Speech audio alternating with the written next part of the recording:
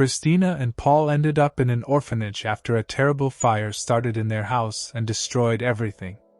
The girl managed to pull her younger brother out of the window when the fire reached their room. No one else was able to escape. Initially, the children were taken to a hospital while social workers tried to find their relatives, but without success. On their first day at the orphanage, Christina had an outburst. Or rather, it was Paul who became hysterical because he refused to go to sleep in another room without his sister. The girl yelled at the caregiver, saying that they shouldn't be separated and that she and her brother should stay together. It had always been that way. The rules are different here. Paul should sleep in the room with other boys and you should sleep in the room with other girls, the caregiver told her. But Paul didn't calm down and Christina did her best to protect him. You have to understand that we can't be separated, the girl shouted. The director of the shelter sighed heavily and said, Listen to me, it's not going to happen your way. You're not going to get anywhere with your tantrums. There are rules here and they must be followed. But no one is going to separate you, don't worry. Can you promise that you won't separate us? The girl asked to be sure. I promise we won't separate you. The director nodded. Christina took her brother's hand and pulled him to the side, slowly. She explained something to him for a long time, and he listened attentively. Finally, Paul nodded, and everyone breathed a sigh of relief.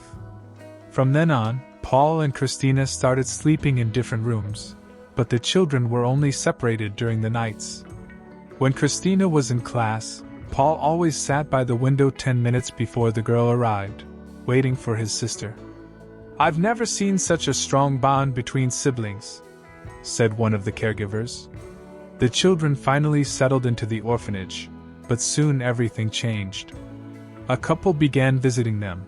There was nothing special or surprising about it, except for the fact that they immediately chose Paul and always tried to spend time with him.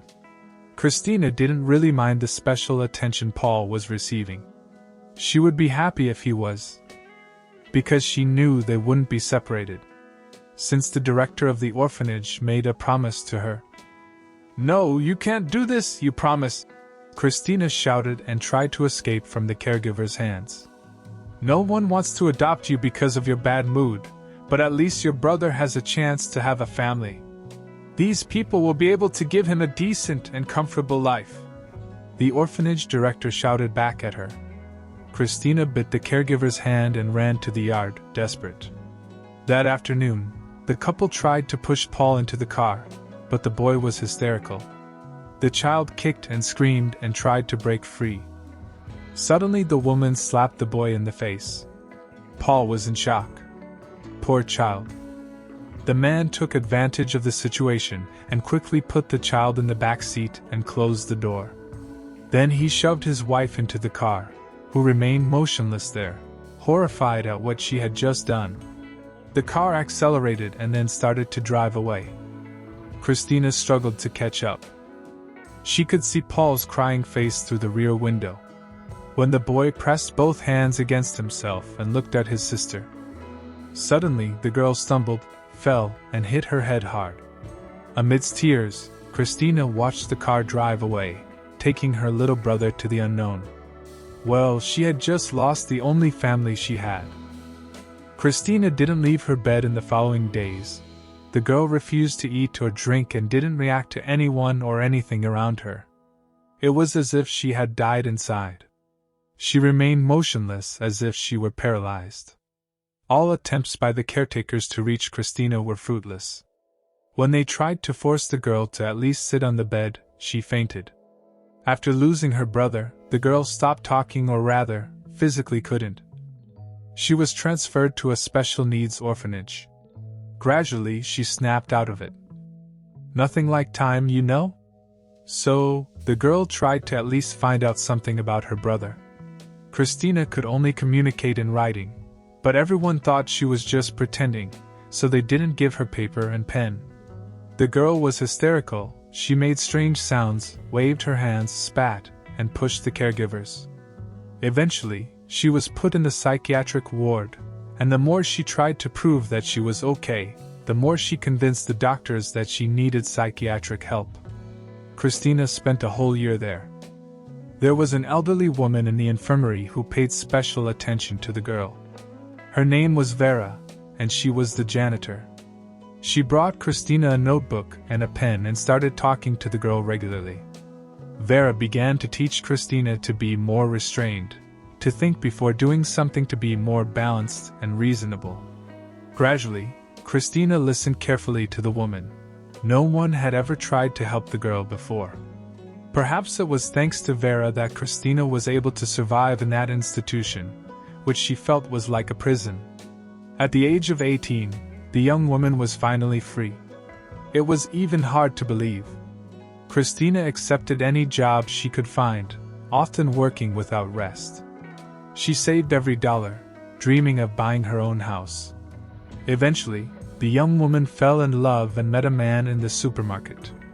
He asked her something, but she hesitated, unable to answer. Seeing that Christina was feeling uncomfortable, the man ran to the office department and grabbed a notebook and a pen for her. He read every word she wrote. Months passed, and they moved in together, but then something very unexpected happened. The man stole all of Christina's savings and disappeared. If it weren't for Vera, whom the woman still kept in touch with, she wouldn't have been able to survive such betrayal.